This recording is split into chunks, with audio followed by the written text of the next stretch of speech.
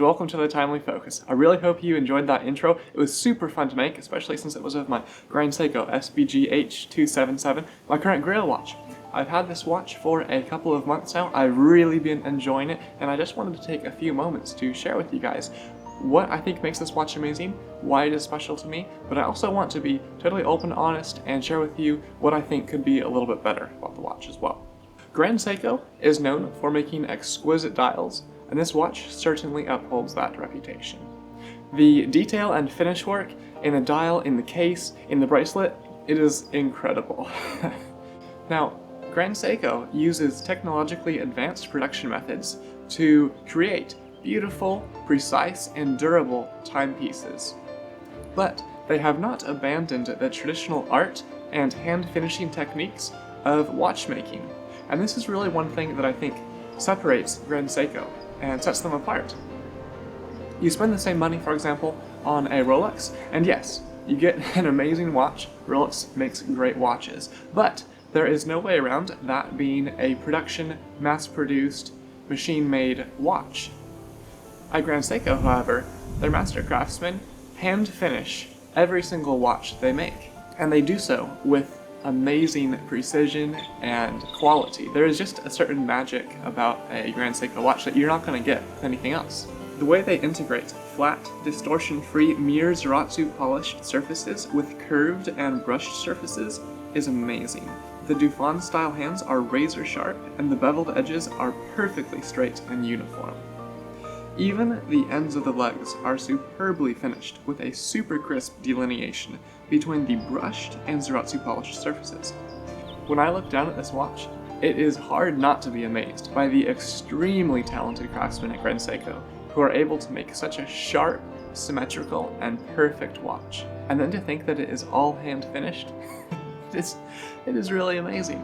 With the exception of the gorgeously thermally blued second hands. The entire watch is monochromatic, yet there's an amazing contrast and sharpness in the dial. There is no lume, but the perfectly polished Zaratsu finishes on the hour markers and the hands actually allow for some really good legibility. Depending on the way that the light is shining on the dial can either appear as a matte white or a sunburst silver dial. Both look super cool, and it is really interesting to just rotate the watch and walk into different lighting environments and things and see how it can change. It's super dynamic and really cool. At the edge of the dial, you'll notice a banked minute track. And this is actually one of my favorite qualities about the dial. It is super subtle, yet it adds a tremendous amount of depth and character to the watch.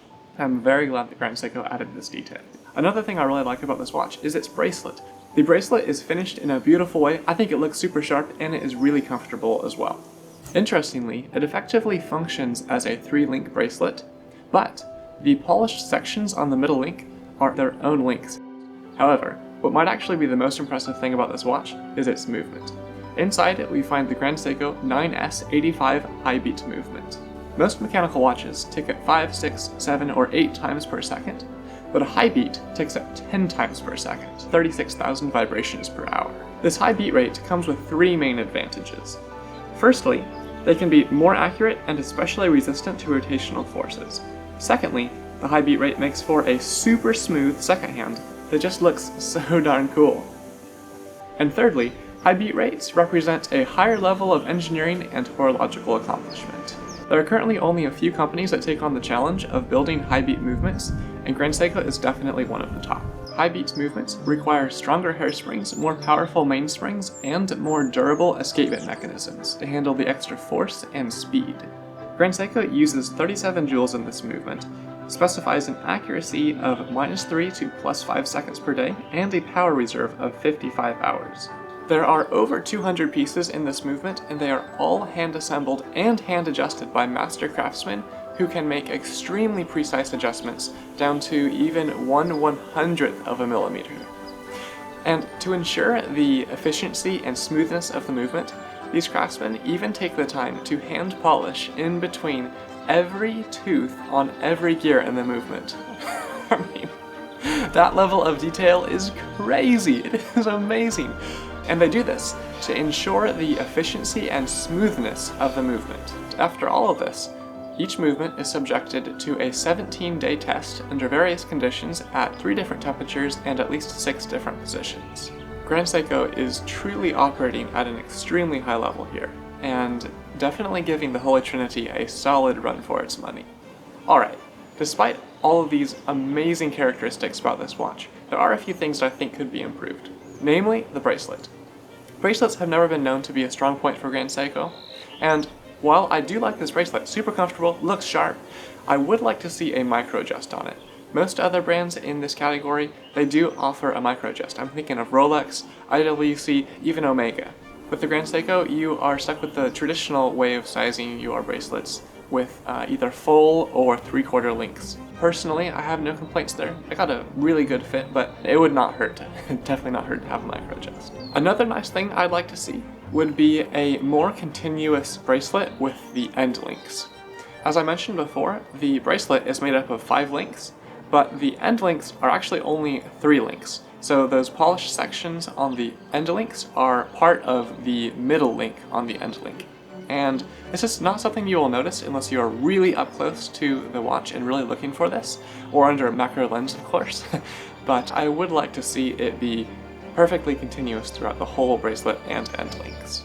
And another thing to be aware of is with this Zaratsu finished high polished case, it will pick up fingerprints and even hairline scratches fairly easily. The only way I guess you could improve that is maybe to make the watch of ceramic, but I mean, every material, every finishing technique has pros and cons. This is just a characteristic of high polished surfaces. Nothing really wrong with it, it's just something to be aware of. Finally, this watch is a little bit on the thicker side at 13.3 millimeters thick, but I think the sides of this watch look super cool and the thickness definitely does not bother me at all. Still slides underneath cuffs really well.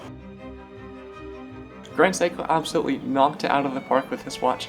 The level of finish work, detail, and character this watch has is incredible. There's no way around it, it is an amazing watch. It is quite special to me because I bought it to celebrate getting into grad school, so I'm starting a new phase of my life and I have a new watch to celebrate that with. That is all I have. I really hope you enjoyed this review and I will be back with more watch content in the future. In the meantime, do not forget to like, comment, and subscribe. See you later.